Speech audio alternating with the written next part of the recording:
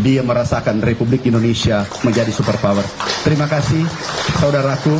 Ada satu. Dari seluruh penjelasan Bapak tadi, rasanya sudah menjawab hal mendasar. Cuma satu yang belum terjawab. Ada hal yang tidak logis setiap bulan puasa. Di produksi petani melimpah, tapi begitu sampai ke hujung pasar harganya berkali lipat. Yang menikmati added value, nilai tambah, itu bukan petani, tapi mereka yang menjadi jejaring supply chains, mata rantai pasokan. Apa yang terjadi? Yang terjadi cuma satu kalimatnya, biaya logistik yang tinggi. Jadi selama Joko Widodo ngebangun infrastruktur logistik, ini saya terbuka, datanya data Bank Dunia. Datanya bukan data saya, tapi data Bank Dunia. Selama Joko Widodo ngebangun infrastruktur, biaya logistik hanya turun 0,5%.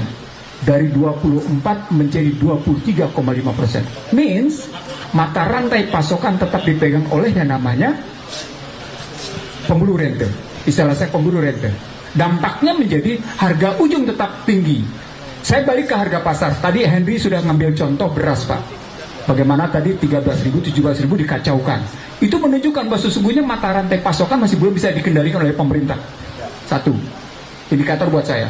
Mata rantai pasokan tidak bisa dikendalikan pemerintah, itu juga diindikasikan pada biaya logistik yang tetap tinggi.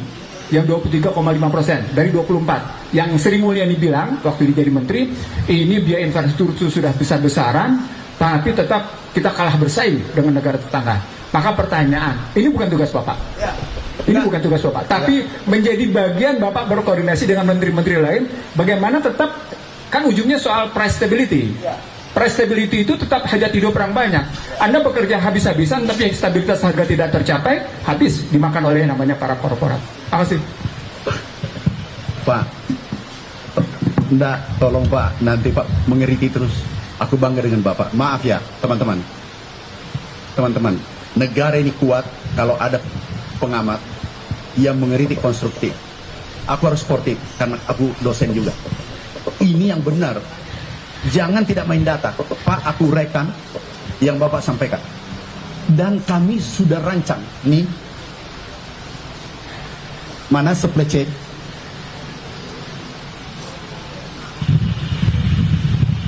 Oh, enggak, penjahatnya dulu. Pak, bukan saya bilang, Bapak yang bertanya ya. Aku cuma menjawab. Aku hanya membela. Jadi nanti tolong publik, Pak Profesor yang mengatakan, aku hanya membela saja, karena Bapak serang nih, aku membela. Bukan ini. Pak, ini Pak dulu. Caranya membunuh ini Republik, Neloid tadi, dan aku tidak setuju. Saya tidak tahu Bapak setuju tidak. IMF salah. Dan saya katakan itu porak-porandakan pertanian. Dan aku bisa bertanggungjawabkan. Sekarang Pak, nanti aku tunjukkan. Ini kemarin, ini beras digiling.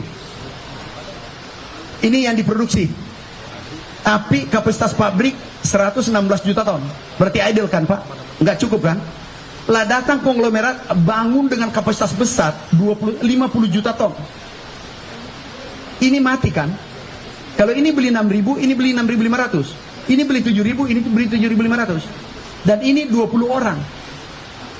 Kemudian ini mati. Ini nanti tinggal 21%. Ini 80%. Atau ini 10%. Ini 90%. Totalnya Pak, manusianya 161.000 kali 10, 1,6 juta.